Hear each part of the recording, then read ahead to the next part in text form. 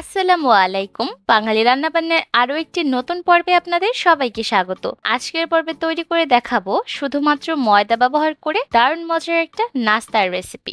এই নাস্তাগুলো তৈরি করার পর এতটাই ক্রিস্পি হয় যে মুখে দিলেই মিশিয়ে যায়। বাড়িতে বানালে দেখবেন ছোট বড় সবাই হামলে পড়বে এটা খাওয়ার জন্য। আশা করছি আমার আজকের রেসিপি আপনাদের সকলের কাছে ভালো লাগবে। আর দেরি না করে চলে যাচ্ছি মূল পর্বে।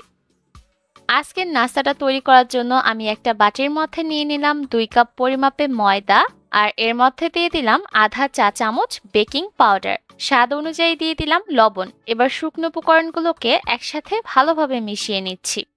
মেশানো হয়ে গেলে এর মধ্যে দিয়ে দিলাম 1 টেবিল চামচ রান্নার রেগুলার তেল। তেল দিয়ে দেওয়া হয়ে গেলে খুব ভালোভাবে ময়দার সাথে ঘষে ঘষে মাখিয়ে নিতে হবে। আর একটু সময় নিয়ে এই কাজটা করবেন যাতে ময়দার সাথে তেল খুব ভালোভাবে মিশে যায়। আর ময়দার সাথে তেলটা ভালোভাবে মিশে গেছে কিনা সেটা বোঝার জন্য হাতের মধ্যে কিছুটা ময়দা নিয়ে এভাবে চাপ দিলে যদি দলা পাকিয়ে থাকে তাহলে বুঝতে হবে মিশ্রণটা একদম রেডি। এবার এই মিশ্রণের মধ্যে অল্প অল্প করে নরমাল পানি দিয়ে একটা খামির তৈরি করতে হবে। কোনোভাবে পানিটা একেবারে ঠেলে দিবেন না, অল্প অল্প করে দিবেন আর মাখিয়ে নিবেন। আর এই খামিরটাকে কিন্তু খুব বেশি নরম করে বা শক্ত করে মথে নেওয়া যাবে না। আমরা রুটি পরোটার জন্য যেভাবে খামির তৈরি করি সেম পদ্ধতিতে এই খামিরটাকে তৈরি করে নিতে হবে। এর মধ্যে কিন্তু খামিরটা মথে নেওয়া হয়ে গেছে। এবার এই খামিরটাকে আমি ঢাকনা দিয়ে ঢেকে আধা ঘন্টার মতো রেস্টে রেখে দিব। একটা বাটির মধ্যে আমি 1/4 কাপ ময়দা আর 1/4 কাপ সয়াবিন তেল একসাথে ভালোভাবে মিশিয়ে নিয়েছি। আর এই মিশ্রণটা নাস্তা তৈরির ক্ষেত্রে কাজে লাগবে। আধা ঘন্টা পর আমি খামিরটাকে নিয়ে নিয়েছি, আর এটা কিন্তু আগের থেকে আরো একটু নরম হয়ে এসেছে। এবার এই খামিরটাকে মথে নিয়ে 5টা ভাগে ভাগ করে নিয়েছি। এবার এখান থেকে একটা লেচি নিয়ে নিব, আর বাকিগুলোকে আবারও ঢাকনা দিয়ে ঢেকে রেখে দিব। এবার এই লেচিটা দিয়ে রুটি বেলে নিতে হবে। তার জন্য আমি লেচিটাকে প্রথমে গোল বলের মতো করে চ্যাপ্টা করে নিচ্ছি, তারপর চারি সাইডে একটু কর্নফ্লাওয়ার ছড়িয়ে দিচ্ছি।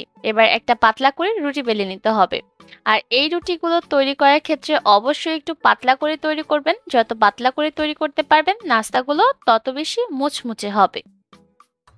আমি যতগুলো লেচি তৈরি করেছিলাম সবগুলো লেচি দিয়েই রুটি বেলে নিব। আর সবগুলো রুটি বেলে নেওয়া হয়ে গেলে যে ময়দা আর তেলের মিশ্রণটা তৈরি করে রেখেছিলাম সেই মিশ্রণটা রুটির ওপর খুব ভালোভাবে ছড়িয়ে দিতে হবে। আর পুরো রুটির গায়ে যখন এই মিশ্রণটা ছড়িয়ে দেওয়া হয়ে যাবে তখন উপর থেকে আরও একটা রুটি দিয়ে দিচ্ছি। আর এভাবে করে প্রতিটা লেয়ারে ময়দা আর তেলের মিশ্রণ দিতে হবে, আর রুটিগুলোকে একটা আরেকটার উপর বিছিয়ে দিতে হবে। আর একটা রুটি যখন আরেকটা রুটির উপর বিছিয়ে দিবেন একটু টান দিয়ে নিচের রুটি সমান করে দিতে হবে।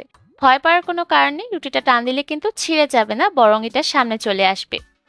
একইভাবে করে সবগুলো রুটির উপরই আমি তেল আর ময়দার মিশ্রণ দিয়ে ছড়িয়ে দিচ্ছি, আর ধাপে ধাপে এক একটা করে রুটি উপরে বিছিয়ে দিচ্ছি। একইভাবে করে সর্বশেষ রুটিটা আমি বিছিয়ে দিলাম, আর এর উপরে তেল আর ময়দার মিশ্রণটা দিয়ে দিলাম। সবগুলো রুটির উপরে যখন তেল আর ময়দার মিশ্রণ দিয়ে দেওয়া হয়ে যাবে তখন এই রুটিটাকে নিচ থেকে ফোল্ড করে নিতে হবে। আর একটু চেপে এই কাজটা করতে হবে, তা না হলে কিন্তু রুটির ভিতরের লেয়ারগুলো খুলে যেতে পারে। তাই একটু চেপে চেপে এই ফোল্ডিং এর কাজটা করতে হবে। আর রুটিটা ফোল্ড করে নিয়ে নেওয়া হয়ে গেলে এভাবে করে একটু রোল করে নিচ্ছি, তাহলে আর সাইডের অংশগুলো খুলে যাবে না। এবার নাস্তাগুলোকে আপনি যতটা বড় বা ছোট করে তৈরি করতে চান সেই অনুযায়ী এই রোলটাকে কেটে নিতে হবে। আমি ছুরির সাহায্যে একটু চিহ্ন দিয়ে দিচ্ছি, তারপর এই রোলটাকে কেটে নিচ্ছি। এবার সবগুলো টুকরাকে একটা সাইডে রেখে দিচ্ছি, আর এখান থেকে একটা টুকরা নিয়ে হাতের সাহায্যে চ্যাপটা করে নিচ্ছি। আর হাত দিয়ে চ্যাপটা করে দেওয়া হয়ে গেলে বেলুনের সাহায্যে আলতো হাতে বেলে নিতে হবে। তবে এই রুটিগুলোকে খুব বেশি পাতলা করার প্রয়োজন নেই। আমরা রুটি বেলার সময় যেমন পাতলা করে রুটি বেলি ঠিক তেমন করে এই রুটিটাকে বেলে নিতে হবে। আর বেলে নেওয়া হয়ে গেলে ছুরির সাহায্যে চারি সাইডের অংশগুলোকে কেটে দিচ্ছি। তারপর চারি সাইডে আমি পানি লাগিয়ে নিচ্ছি। পানি লাগিয়ে নেওয়া হয়ে গেলে এবার একটা কর্নার ধরে অপর একটা কর্নারে আটকে দিতে হবে, যেমনটা আমরা পেস্ট্রি তৈরি করার ক্ষেত্রে করে থাকি। আর সাইডগুলোকে একটু চেপে আটকে দিতে হবে যাতে করে এই নাস্তাটা ভাজার সময় খুলে না যায়। আমি সাইডের অংশগুলোকে খুব ভালোভাবে আটকে দিয়েছি, আর অপর সাইডে যে বাড়তি অংশটুকু আছে সেই অংশটুকুকে একটা ছুরির সাহায্যে কেটে বাদ দিচ্ছি। আর এতে করে এটা দেখতে অনেকটা ট্রায়াঙ্গেলের মতো মনে হবে, দেখতে ভালো লাগবে। একইভাবে করে আমি সবগুলো নাস্তাই তৈরি করে নিব, আর তৈরি করা হয়ে গেলে এগুলোকে ভাজতে চলে যাব। নাস্তাগুলোকে ভাজার জন্য চুলায় পর্যাপ্ত পরিমাণ তেল মিডিয়াম লো হিটে গরম করে নিয়েছি। এই পর্যায়ে কিন্তু তেলটা খুব বেশি গরম থাকবে না, আপনারা দেখে নিশ্চয়ই বুঝতে পারছেন। নাস্তাগুলো তেলে ছাড়ার পরও কিন্তু খুব বেশি বুদবুদ উঠছে না, হালকা হালকা বুদবুদ উঠছে। আর এই পর্যায়ে অবশ্যই তেলটাকে মিডিয়াম লো হিটে গরম করে তারপর নাস্তাগুলোকে ছাড়তে হবে। খুব বেশি গরম তেলে যদি এই নাস্তাগুলোকে ছাড়েন তাহলে দেখা যাবে খুব তাড়াতাড়ি উপরের অংশে রং ধরে যাবে বা পুড়েও যেতে পারে, কিন্তু ভিতর থেকে কাঁচা থাকতে পারে। তাই চুলার আঁচ শুরু থেকে শেষ পর্যন্ত মিডিয়াম লো হিটে রেখে এই নাস্তাগুলোকে ভাজতে হবে।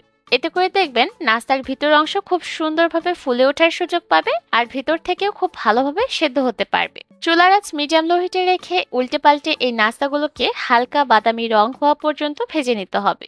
আর পুরোটা সময় ধরেই চুলার আঁচ মিডিয়ামে রাখবেন, তাহলে দেখবেন নাস্তাগুলোর রংটাও খুব সুন্দর আসবে আর ভেতর থেকেও খুব ভালোভাবে কুক হতে পারবে। এর মধ্যে কিন্তু নাস্তাগুলোর মধ্যে সুন্দর একটা বাদামি রং চলে এসেছে। চুলার আঁচ মিডিয়াম লো হিটে রেখে এই এক ব্যাচ নাস্তা ভেজে নিতে আমার প্রায় 13 থেকে 14 মিনিটের মতো সময় লেগেছে। এবার এই নাস্তাগুলোকে চুলা থেকে নামিয়ে একটা টিস্যু পেপারের উপর নিয়ে নিতে হবে, এতে করে এক্সট্রা তেল ঝরে যাবে।